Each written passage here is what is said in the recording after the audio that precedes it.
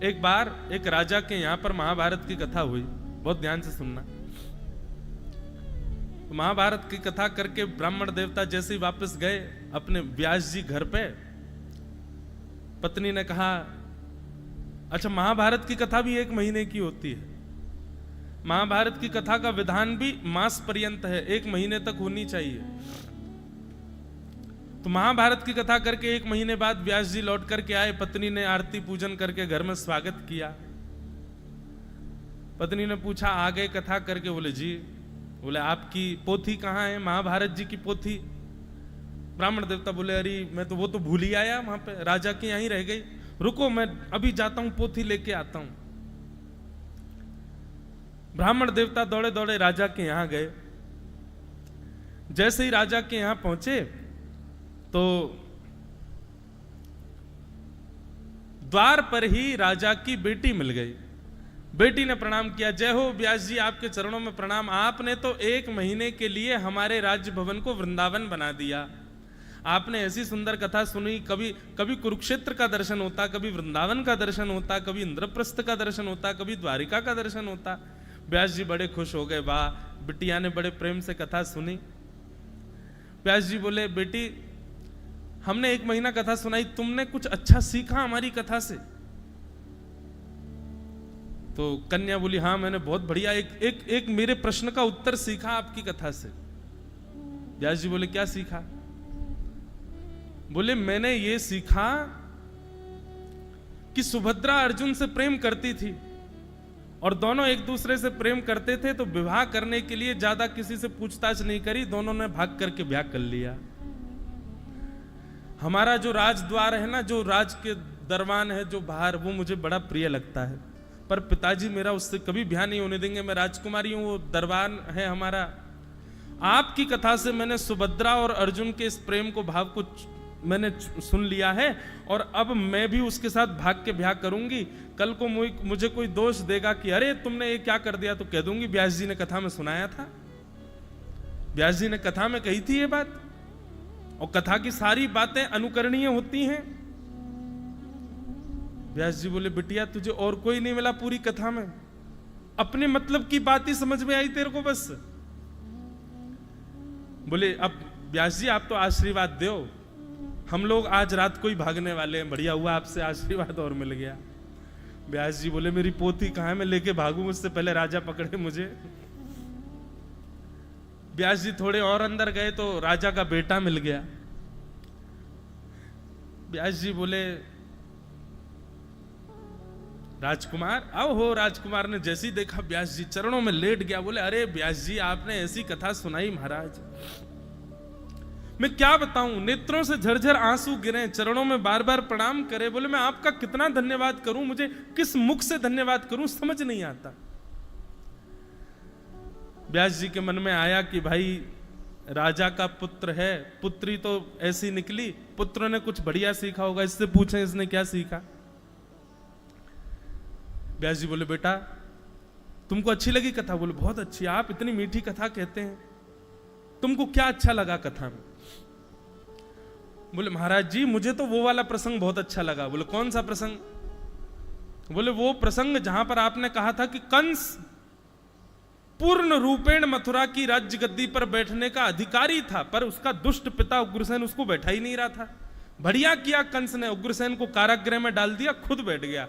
अब मैं भी यही करने वाला हूं, मैं भी अपने पिताजी को जेल में डाल दूंगा और जेल में डाल करके खुद राज सिंहासन पर बैठ जाऊंगा। और कोई अगर मुझको आके टोकेगा कि ये तुमने क्या किया, तो मैं कह दूंगा व्यास जी बता के गए थे, कथा में ऐसा ही हुआ था, जो कथा में कहा गया मैंने तो उसका पालन किया है।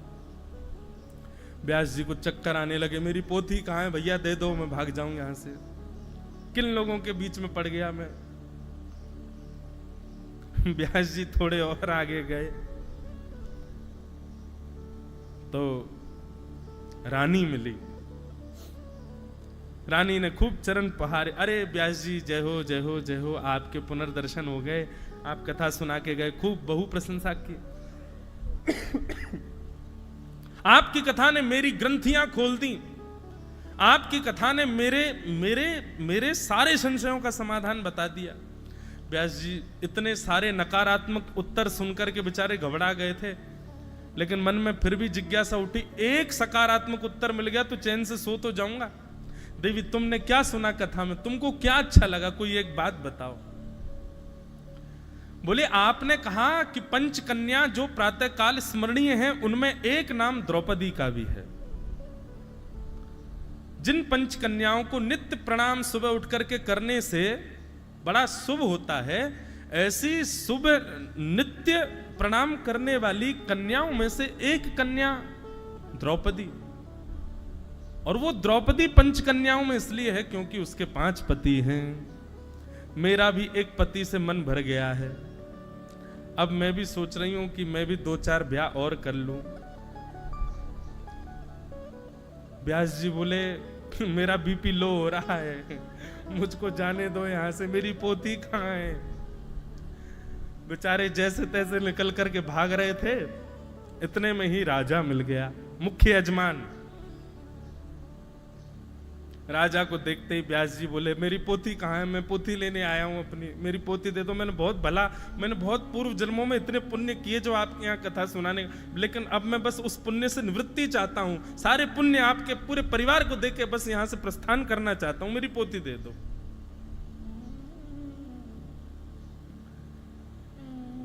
राजा ने कहा व्यास जी ऐसे थोड़ी विराजिए, हम जानते हैं आप किस उद्देश्य से आए हैं। राजा को लगा ये दक्षिणा ज्यादा मांगने आए, हमने कम दे दी थी। व्यास जी ने कथा सुनाई है, और कथा सुनाने के बाद में अब दक्षिणा तो हमने लिफाफे में बंद करके दे दी जो देनी थी। इनको कम लगी होगी तो किसी बहाने से दोबारा लेने आए हैं। अब राजा ने ऐसा सोचा, व्यास जी को बैठा दिया। व्यास जी बैठ गए। राजा बोले देखिए मुझे सब पता है आपके मन में क्या भाव चल रहा है, पर मैं आपकी कथा से ही सुनी गई एक बात आपको कहना चाहता हूं। व्यास जी बोले मेरे मन में कोई भाव नहीं है राजन, तुम कुछ और मत सोचो। बोले नहीं नहीं मैं सब समझ गया हूं, मैंने तो आपकी कथा में दुर्योधन को अपना गुरु बनाया। अरे ब्राह्मण की क्या कहें, संत की क्या कहें, स्वयं भगवान उसके सामने आ गए थे कि 5 गांव दे दो पांडवों को, पर दुर्योधन ने स्पष्ट कह दिया सुचग्रैव न दास्यामि बिना युद्धेन केशव, सुई के नोक के बराबर जमीन भी बिना युद्ध के नहीं दूंगा। व्यास जी लिफाफे में जो दक्षिणा दी है उसी को ही मान्य मानिए, उससे अतिरिक्त यदि लेना चाहते हैं तो युद्ध करिए और हमसे दक्षिणा ले जाइए। व्यास जी बोले भैया तुम्हारे युद्ध तुम अपने पास रखो, और सुनो हमारी पोथी भी तुम अपने पास रखो, हम दूसरी ले लेंगे, यहां से जाने दो। इसको कहते हैं तामसी कथा।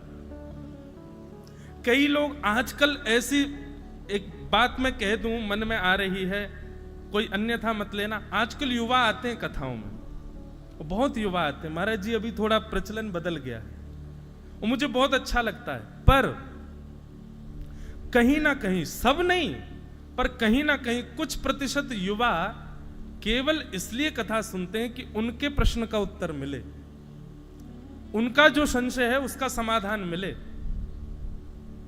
केवल जिस स्थिति परिस्थिति से वो गुजर रहे हैं उसका समाधान, अगर इस समाधान मैं जिस परिस्थिति में हूं या मेरा जो संशय है, मेरा जो प्रश्न है, बस उसी के लिए मैं कथा में बैठूं, अन्यत्र उसके अतिरिक्त कोई चर्चा हो तो उसको अनसुना कर दूं, तो यह कथा भी तामसी बना देगी कथा को।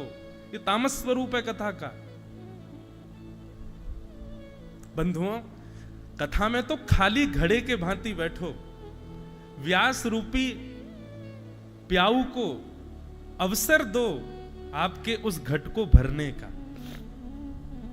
पहले से ही उसमें बहुत सारी जिज्ञासाएं, पहले से ही बहुत सारे भाव, पहले से ही अत्यंत ज्ञान भर करके बैठेंगे। व्यास अपना भाव कहां उड़े लेगा, तामसी हो जाएगा, छलकेगा बाहर जो भी डालेगा।